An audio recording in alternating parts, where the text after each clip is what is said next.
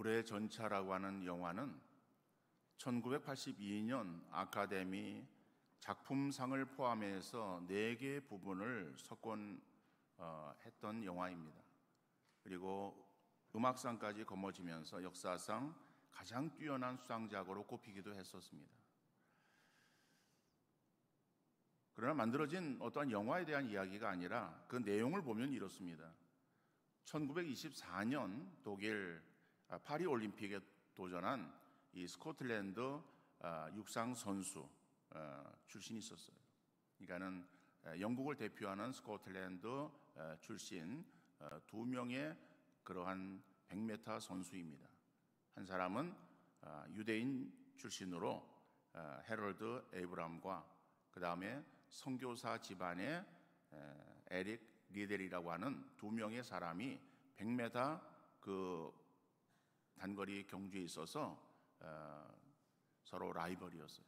쌍두마차를 이루었고 세간의 관심은 누가 그 파리 올림픽에서 우승을 하느냐라고 하는 데에 아주 지대한 관심이 모아져 있었어요. 그런데 그날 100m 경기가 이루어지는 그날이 주일이었어요. 그래서 이 선교사 집안의 그 에릭 리델이 주일을 내가 주일에 경기를 출전할 수 없다라고 하는 그러한 신앙 때문에 경기를 포기합니다. 그러니까 리델이 경기를 포기하게 되어지고 그리고 경기는 계속되어지는 거예요. 그러다 보니까는 에브람이 그 경기에서 우승을 하는 거예요. 그러니까 라이벌이어서 누가 우승을 할지는 미지수였는데 한 사람이 포기하니까는 자연히 에브람이 경기에 나가서 우승을 했던 것입니다. 자, 그러면은 이 리델이 경기에 이제 포기를 하니까는 사람들의 비난이 쏟아진 거예요.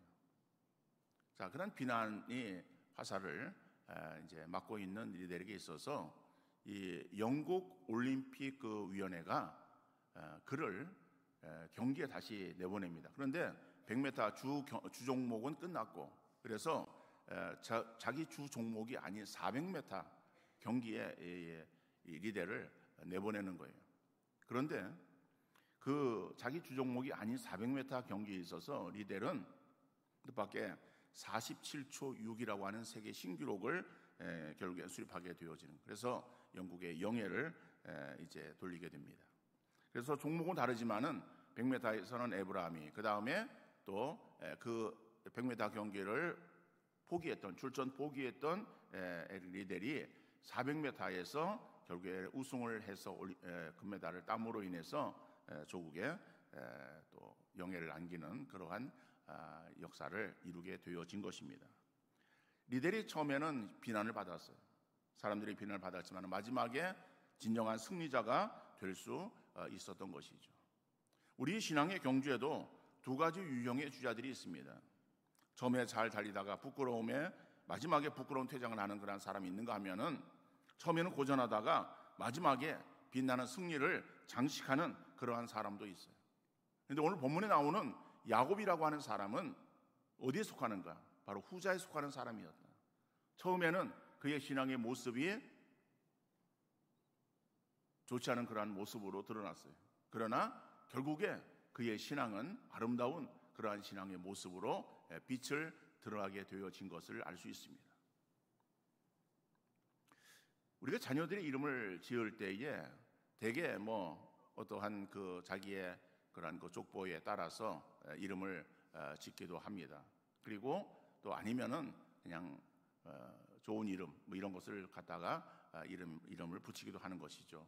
그 중에 보면은 성경 속의 인물을 이름을 가져와서 자녀에게 붙이는 경우도 있어요. 자녀들에게 이름을 붙여주는 그러한 경우들의 대부분을 보면은 그 이름이 어떤 이름입니까? 남자인 경우에 있어서는 요한이나 요셉이나, 그죠? 다니엘이나 이런 이름들을 붙여요. 여자인 경우에 있어서는 에스더 이런 이름도 붙일 수 있습니다.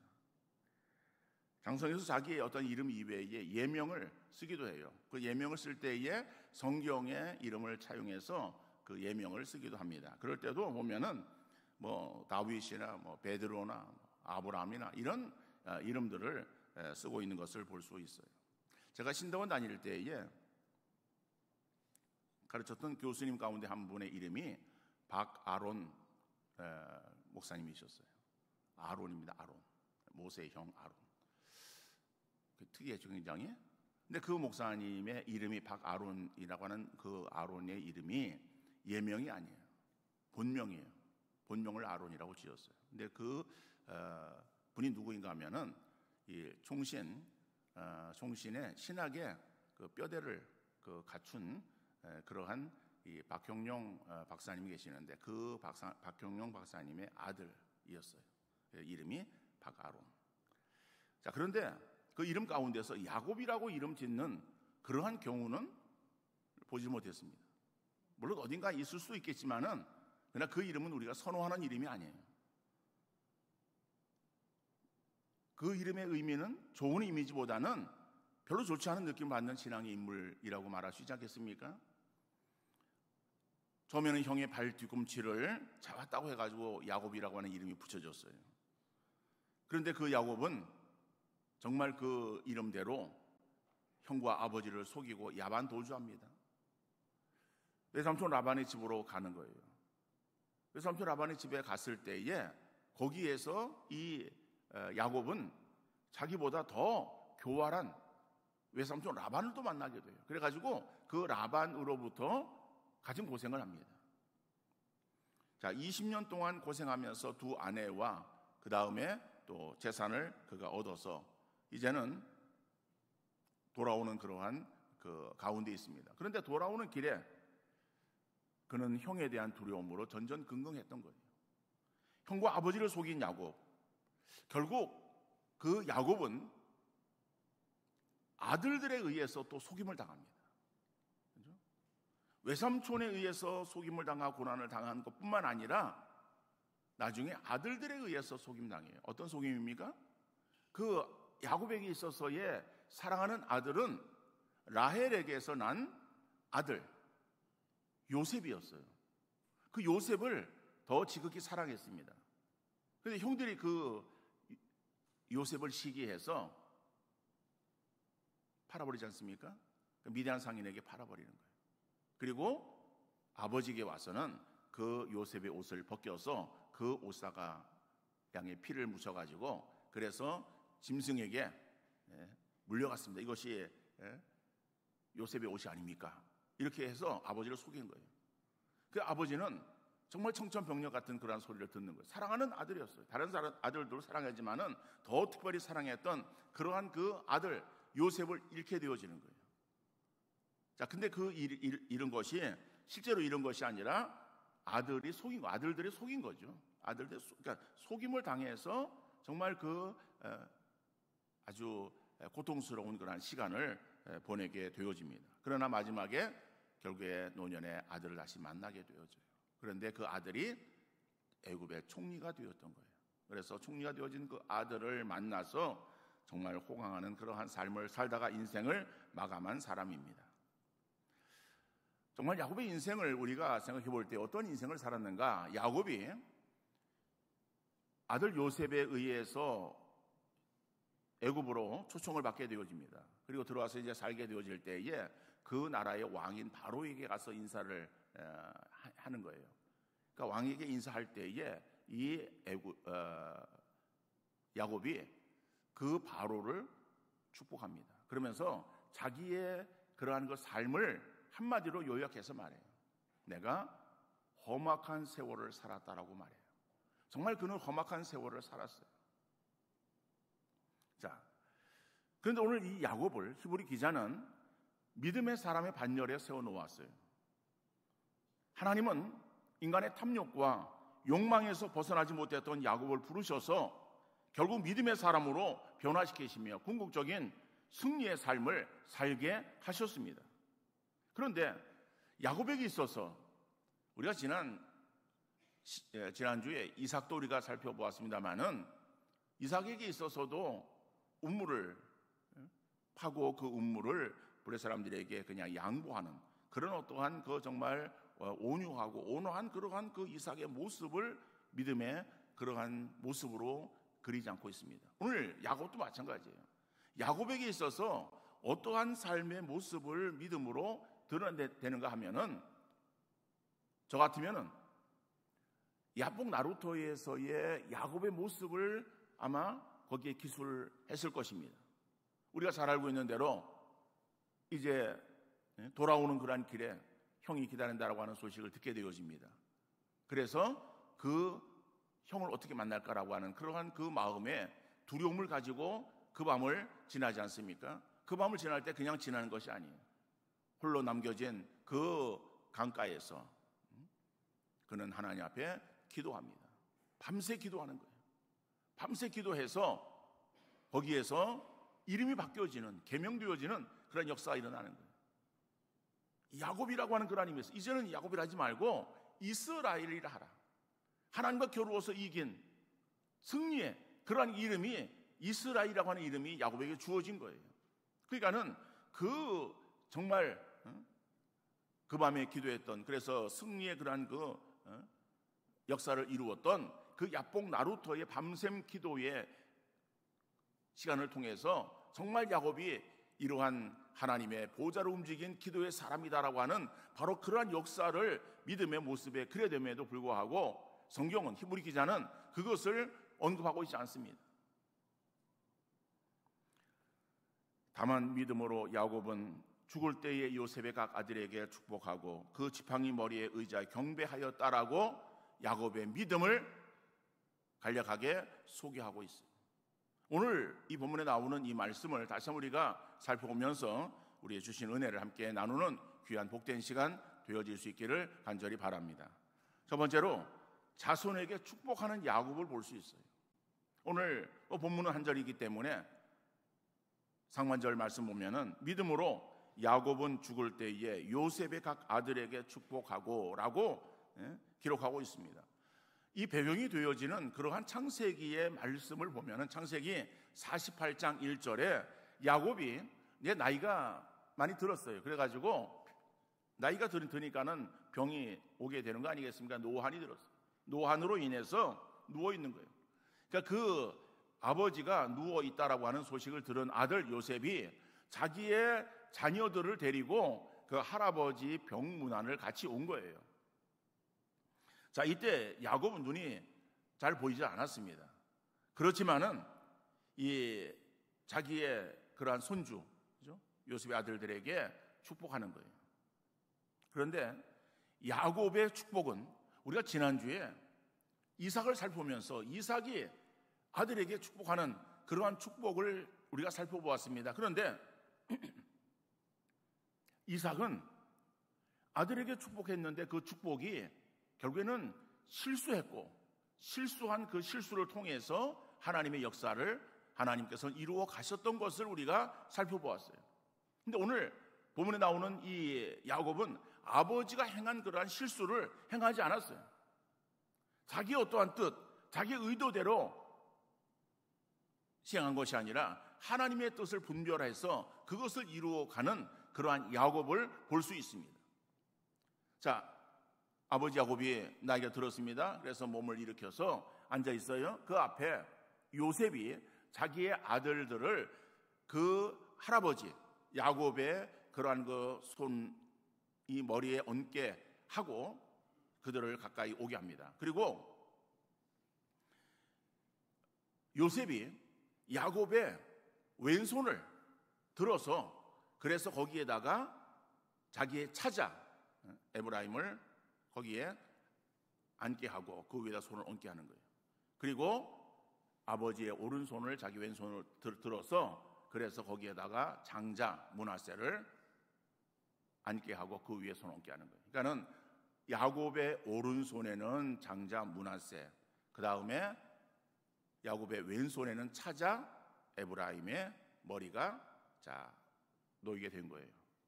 그런데 그렇게 요셉이 그렇게 아버지 손을 끌어다가 갖다 놓았는데 야곱이 손을 바꾸어 버립니다. 어긋맞어. 그래가지고 손을 바꾸어서 축복하는 거예요. 다시 말하면은 요셉에게 있어서의 장자는 므낫세이지만은 하나님의 역사에 있어서의 장자는 에브라임이었어요. 그런데 야곱은 그것을 알았어요. 그래서 요셉이 얹혀주는 대로 손을 얹는 것이 아니라 하나님의 인도하심을 따라서 손을 바꾸어서 차자에게 축복하는 그러한 야곱을 보게 되어집니다. 자, 그런데 이 야곱은 손주들에게만 축복한 것은 아니었어요. 그는 자기의 자식들에게 있어서 축복합니다. 창세기 49장 28절에 보면은 이들은 이스라엘의 12지파라 이와 같이 그들의 아버지가 그들에게 말하고 그들에게 축복하였으니 곧 그들 각 사람의 분량대로 축복하였더라. 그러니까는 이 야곱이 정말 그들에게 축복한 12 아들들에게 축복한 그러한 것 축복이 그대로 다 이루어졌습니다. 그러니까는 이 야곱은 비록 나이가 많아서 몸을 움직일 수 없는 그리고 눈이 잘 보이지 않는 그러한 가운데 있었지만은 영적인 그러한 총명함, 영적 분별력은 잃지 않았다라고 하는 거예요. 그래서 그 영적 분별력을 가지고 그 아들들에게 정말 그 믿음의 분량대로 그리고 그의 삶의 분량대로 그들을 축복했고 그 축복대로 그들의 삶이 그렇게 이루어진 것을 볼 수 있습니다. 여러분, 야곱은 12 아들 그리고 자기의 손주에게 축복했어요. 그것뿐 아니라 아까도 말씀드렸듯이 야곱이 요셉의 인도로 인해서 애굽으로 들어오게 되었고 그리고 애굽에 들어왔을 때에 그 나라의 왕인 바로에게 가서 문안 인사를 드린 거예요. 저희 아버지입니다 라고 소개를 했겠죠.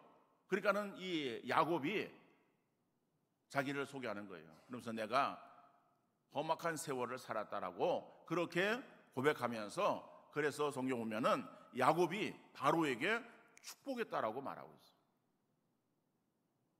여러분, 우리에게 있어서 우리의 가족에게 다른 사람에게 우리가 해줄 수 있는 가장 큰 선물이 무엇일까? 바로 그것은 축복하는 것입니다. 여러분, 축복하는 우리 믿음의 성도 되어질 수 있기를 간절히 바랍니다. 한 소년이 작곡가인 아버지 곁에서 숙제를 하고 있었어요. 아버지는 작곡을 하다가 상상력을 잃고 긴 한숨을 토해내고 있습니다. 그때 그것을 본 아들 소년이 아버지 제가 한번 해볼까요? 라고 이제 이야기를 했어요. 그랬더니 아버지는 아들에게 작곡을 맡겼어요. 근데 아들이 아직 뭐 작곡을 할 줄 몰라요. 그냥 제멋대로 악보를 그리는 거예요. 그려놓은 그것을 아버지가 보고서 그리고 야 이거 참 대단한 작품인걸 라고 칭찬했어요. 아버지의 축복의 말에 힘입어서 그는 그 말대로 세계적인 작곡가가 되었습니다.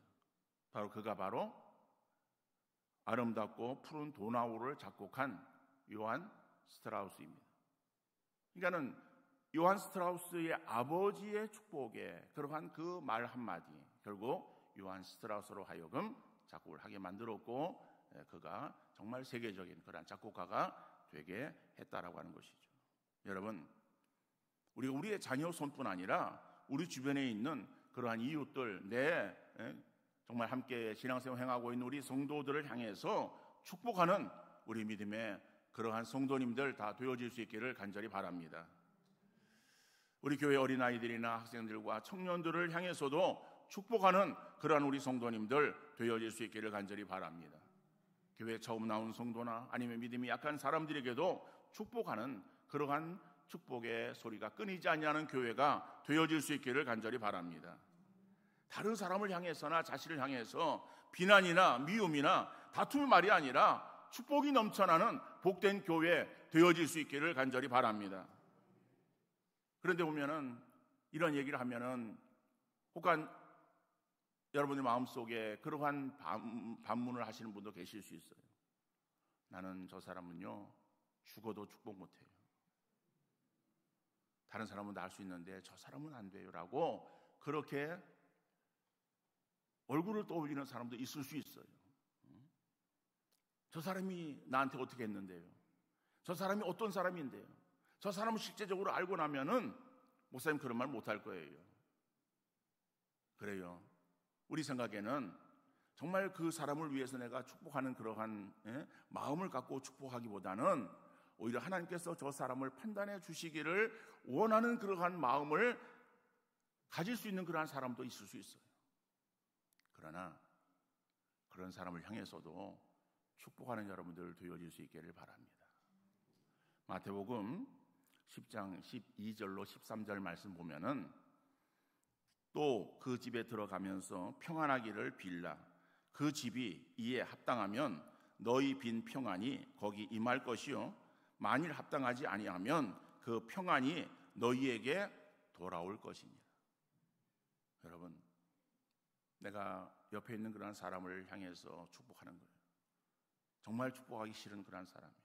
그리고 그 사람은 정말 복을 하나님의 복을 그렇게 받을 수 있는 그러한 어떠한 정말 여지가 없는 그러한 사람이에요. 그러나 내가 그 사람을 향해서 축복할 때에 축복하는 나를 바라보시는 하나님이 얼마나 기뻐하시겠습니까?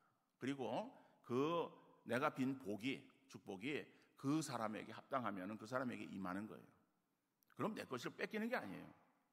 우리는 그냥 복을 빌었고 복을 빈 그것으로 인해서 하나님께서 나를 보실 때 잘했다라고 나에게 칭찬하실 것이고, 그런데 내가 그 사람을 향해서 복을 빌었는데 그 사람이 그러한 복을 받을 수 있는 그러한 어떠한 그릇이 아니야. 그러한 사람이 아니라고 한다면은 내가 빈 복이 뭐예요? 다시 내게로 돌아오는 거예요. 그러니까 우리는 다른 사람을 향해서 축복하는 그러한 믿음의 사람들 되어질 수 있기를 바랍니다. 내가 저 사람이 정말 밉고 그리고 저 사람을 정말 안 되기를 바라는 그런 마음을 가지고 있을 수도 있어요. 그래서 그 사람에게 있어서 저주하거나 우리가 비난하거나 어떠한 노를 바라는 그러한 소리를 행했다고 할 때에 그 사람에게 있어서 그것이 그런 소리를 들을 만한 사람을 한다면 그러한 것이 이 말씀 있을지 모르겠지만은 그렇지 않을 경우에 있어서는요 어떻게 해요? 그것이 다시 내게로 돌이키게 된다는 거예요. 그러니까는 우리의 입에서 다른 사람을 향해서 어떠한 비난이나 저주의 말이 아니라 다른 사람을 향해서 축복하는 그러한 말이 끊이지 않는 여러분들 되어질 수 있기를 간절히 바랍니다. 우리가 우리의 감정으로는 쉽지 않아요. 그렇죠? 우리의 어떠한 인간적인 생각으로는 그것이 불가능하다라고 여러분들이 그렇게 고개를 저을 수 있어요. 인간의 생각으로는 불가능하지만은 그러나 우리의 삶에 정말 축복하는 그러한 말이 끊이지 아니한다면은 하나님은 우리에게 있어서 우리가 빈 그러한 그 복이 넘치도록 우리에게 더해 주시는 은혜를 베풀어 주실 줄 믿습니다. 민수기 14장 28절 말씀 보면은 그들에게 이르기를 여호와의 말씀에 내 삶을 두고 맹세하노라. 너희 말이 내 귀에 들린 대로 내가 너희에게 행하리니. 여러분, 여호와의 말씀에 내 삶을 두고 맹세하노니라고. 하나님께서 우리에게 있어서 분명하게 약속하시는 그런 그 말씀이에요. 어떤 말씀이에요? 너희 말이, 우리의 입에서 나가는 그런 우리의 말하는 것들이 내 귀에, 하나님의 귀에 들린 대로 내가 시행하리니. 그러니까 우리가 축복의 말을 행하는 그러한 사람에 있어서는 복이 우리에게 임하게 되어지는 것이다. 여러분 꼭 기억하셔서, 그래서 인간적인 이러한 생각대로 움직이는 것이 아니라 하나님께서 원하시는 그러한 삶을 살아가기 위해서 축복하는 그러한 인생 되어질 수 있기를 간절히 소망합니다. 여러분 그런 의미에서 한번 옆 사람에게 한번 축복하세요. 말로 한번 해보세요. 축복합니다. 사랑합니다. 예. 그래요.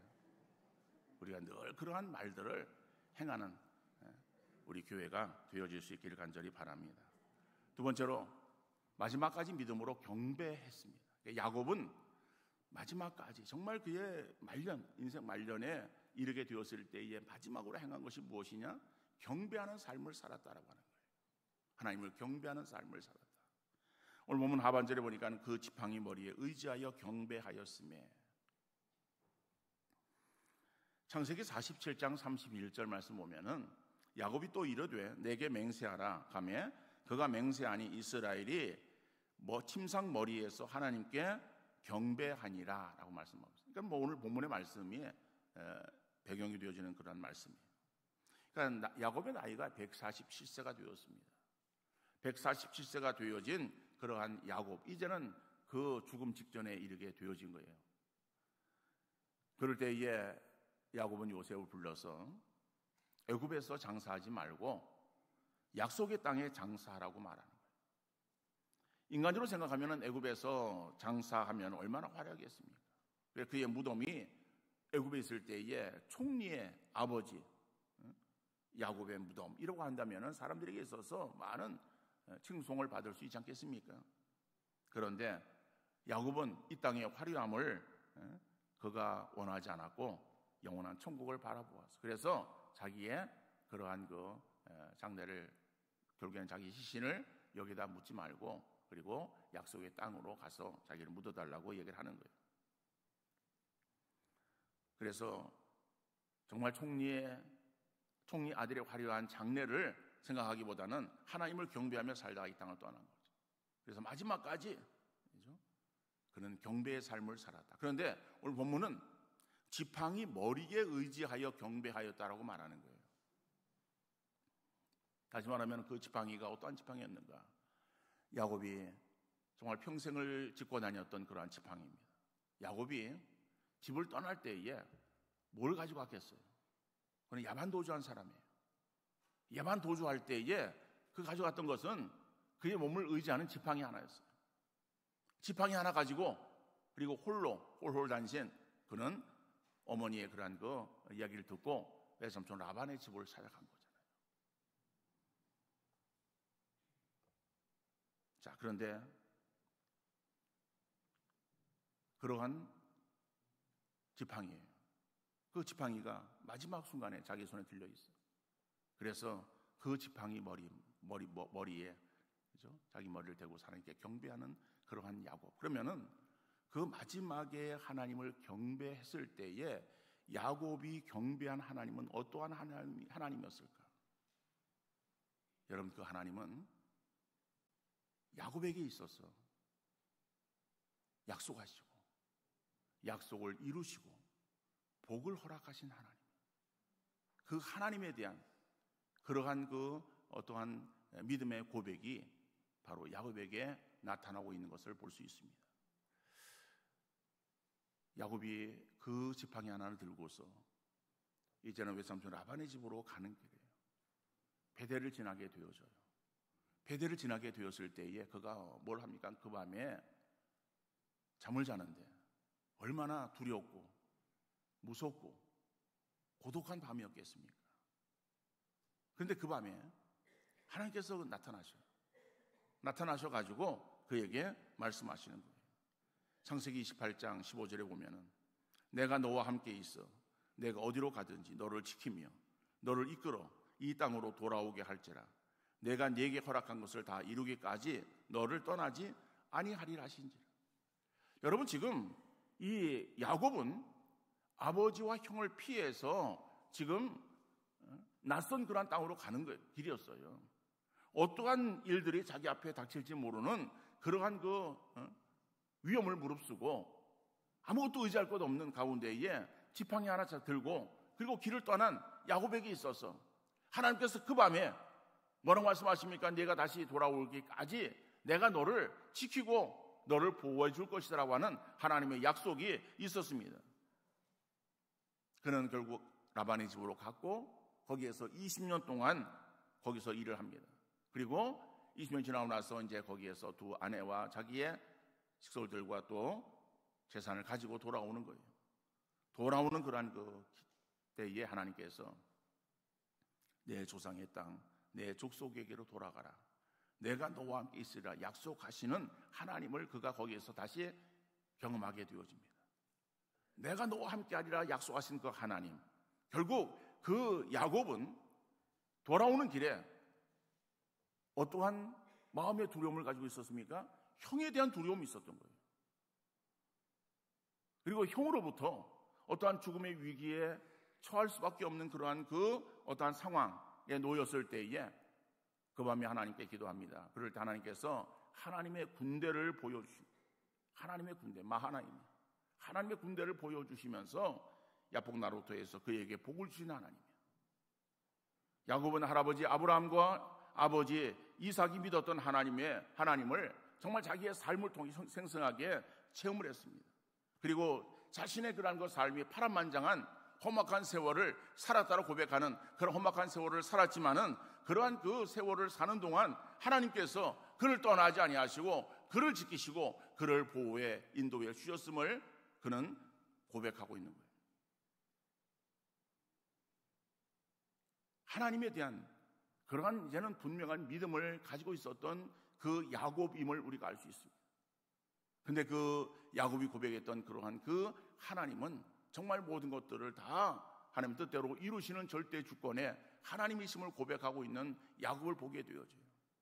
창세기 43장 14절 말씀 보니까는 전능하신 하나님께서 그 사람 앞에서 너에게 은혜를 베푸사 그 사람으로 너희 다른 형제와 베냐민을 돌려보내게 하시기를 원하노라. 내가 자식을 잃게 되면 이르리로다. 여러분, 이 고백이 어떤 고백인가 하면은요, 야곱의 위대한 그런 고백이에요.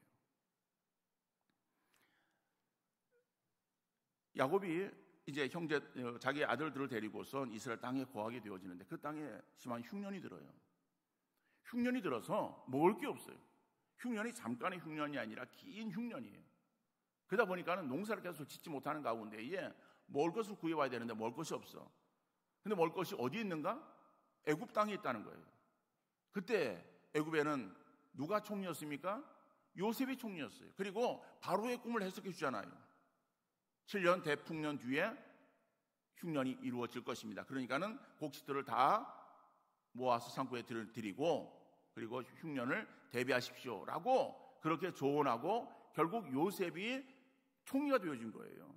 그런데 요셉의 말대로 풍년이 계속되어집니다. 그럴 때에 다른 그러한 그 사람들은 전혀 인식하지 못했지만은 요셉의 말대로 창고를 짓고 거기에다 곡식들을 잔뜩 쌓아놓는 거예요. 그리고 7년이 지나자 흉년이 들어요. 흉년이 애굽에만 들은 것이 아니라 그 인방에 전체 흉년이 들었어요. 그러니까는 이스라엘 땅에도 흉년이 들은 거예요. 그러니까는 이 야곱에게 있어서 먹을 것이 없는 거예요. 먹을 것이 없는데 애굽 땅에 먹을 것이 있다는 것을 듣고 그리고 자녀들을 통해서 가서 곡식을 사오라 그러는 거예요. 한번 사왔어요. 또 가야 되는데 그 총리가 요구하는 요구가 있었어요. 가족상을 다 묻고 그리고 그 다음에 올 때는 막내를 데리고 오지 않으면 베냐민을 데리고 오지 않으면은 곡식을 팔지 않겠다라고 얘기를 하는 거예요. 아버지한테 이렇게 얘기를 하는 거예요. 아버지가 아니 자기 사랑하는 라헬에게 난 아들이 요셉이에요. 요셉도 잃었어요. 어떡하네 지금 살아있지만은 아버지 야곱에게 있어서는 그 아들이 자기에게는 지금 없는 거예요. 아들을 잃었는데 이제는 그 두 번째 아들 베냐민을 또 데리고 오라니까 그래서 잃어버리면은 자기 생전에 사랑하는 두 아들을 잃어버리게 되는 거예요. 이게 가능하지 않았어요. 그래서 거부합니다. 결국에 어쩔 수 없이 베냐민을 내어주는 거예요. 내어주면서 이 고백이 나오는 거예요. 다시 말하면은 하나님께서 베냐민을 지켜 다시 돌려보내 주실 것이다. 결국 내가 자식을 잃으면은 이르리라라고 하는 것은요, 정말 그 하나님에 대한 것을 절대 주권을 그가 인정하며 고백하는 그러한 믿음의 놀라운 고백임을 우리가 생각해 보아야 될 것입니다. 여러분, 이 야곱이 정말 처음에는 간사한 사람이었고 사기꾼이었고 다른 사람을 속이는 그러한 못된 그런 사람이었었지만은 그가 시간이 지나면서 그에게도 어려움의 그러한 시간이 있었고 도망다니는 그러한 어떠한 일들 또 외삼촌에게 있어서 고통당하는 그러한 어떠한 일들 이러한 어떠한 시간들을 통해서 그가 깨어지고 부서집니다. 그러면서 그의 인격이 다듬어지는 거예요. 신앙인격이 형성되어져서 결국에 마지막에 고백되어지는 그러한 그 고백은 하나님에 대한 절대 신앙을 고백하고 있는 야곱을 우리가 보게 되어지는 거예요. 그 믿음대로 그는 마지막 생명 끝날 때에 정말 더욱더 하나님을 경배하며 하나님께 영광 돌리며 마지막 숨을 거두는 그러한 야곱의 신앙을 우리가 살펴볼 수가 있는 것이겠죠. 야곱은 이러한 믿음이 저절로 생기지 않았습니다. 할아버지 아브라함이 가지고 있었던 믿음, 아버지 이삭이 가지고 있었던 믿음, 그 믿음을 그가 들었고 보았고 그리고 본 그러한 그 믿음이 자기의 삶을 통해서 생생하게 체험되어졌고, 체험되어진 그러한 그 믿음에 그러한 그 역사 속에서 그 하나님을 고백하며 하나님에 대한 믿음을 드러내고 있는 야곱을 우리가 생각해 볼 수 있는 것이겠죠. 여러분, 우리의 신앙을 한번 생각해 보시기 바랍니다. 우리의 신앙이, 현재 나의 신앙의 모습이 어떠한 모습인가? 우리가 신앙생활을 행하면서 자꾸 과거의 추억만을 우리가 되새기며 그것을 먹고 사는 그러한 우리의 신앙의 모습은 아닌가? 여러분, 우리의 과거의 그러한 그 신앙이 중요하지 않다는 말은 아닙니다. 중요합니다. 그러나 과거의 그러한 그 신앙의 우리의 모습, 내게 지나간 거예요. 지나간 시간은 돌이킬 수 없어요. 지나간 시간은 이미 하나님께 맡겨진 시간이에요. 하나님께 맡겨진 그러한 시간 속에서의 역사는 하나님께서 평가하시는 거예요. 근데 자꾸 그것을 들먹이며 그것만을 내세우며 내가 과거에는, 내가 왕년에는, 내가 전에는 이런 것들을 행했다라고 하는 그런 과거의 신앙의 어떤 추억만을 되새기는 것은, 그것은 우리에게 있어서 별로 바람직하지 않아요. 과거에 그러한 삶을 살아서 하나님을 체험했으면 그 체험되어진 하나님이 오늘 우리의 상황 속에서, 내 현실 속에서 그 하나님에 대한 믿음으로 나타나야 되지 않겠습니까? 그렇다면 현재 내 신앙의 삶의 모습이 어떤 모습인가? 우리가 나이가 들어서라고 하는 그러한 말로 변명하려고 하지 마시길 바랍니다. 우리의 남은 생애가 얼마 될지 우리는 아무도 알 수 없어요. 그러나 중요한 것은 현재 내가 하나님을 향하는 내 믿음의 모습이 어떤 믿음인가? 과거에만 치우치는 그러한 믿음이 아니라 과거의 그러한 그 삶을 통해서 현재가 더욱더 아름답게 빛나는 그러한 신앙의 삶을 살아가는 귀한 성도 되어질 수 있기를 간절히 바랍니다. 현재의 신앙의 삶의 모습이 아름답게 장식되어질 때에 그것이 미래로 이어지는 거예요. 현재가 없는 미래는 존재하지 않습니다. 과거에서 현재로 뛰어나는 것이 아니라 과거에서 현재를 통해서 미래로 나아가는 거예요. 미래는 알 수 없어요. 그러나 주어지는 현재의 상황 속에서 하나님을 더욱더 섬기는 우리의 신앙이 아름답게 빛나는 우리 귀한 믿음의 성도 되어질 수 있기를 간절히 바랍니다. 하나님께 예배하는 일에 열심히 하시고, 기도하는 일에 열심히 하시고, 하나님을 섬기는 일에 열심히 하시는 여러분들 되어질 수 있기를 간절히 바랍니다. 우리가 힘이 없어서 많은 봉사를 행하지 못한다 할지라도 우리의 신앙을 지키며 정말 하나님과의 관계 속에서의 신앙을 돈독하게 행하는 그러한 그 믿음의 삶은 우리가 죽는 그 순간까지 행할 수 있지 않겠습니까? 그 믿음의 모습이 변해서는 안 된다는 거예요. 그 믿음이 더욱더 아름답게 정말 바뀌어서 처음보다 나중에 더욱더 정말 믿음이 좋았다라고 칭찬되어지는 그러한 우리의 믿음의 성도 되어질 수 있기를 간절히 바랍니다.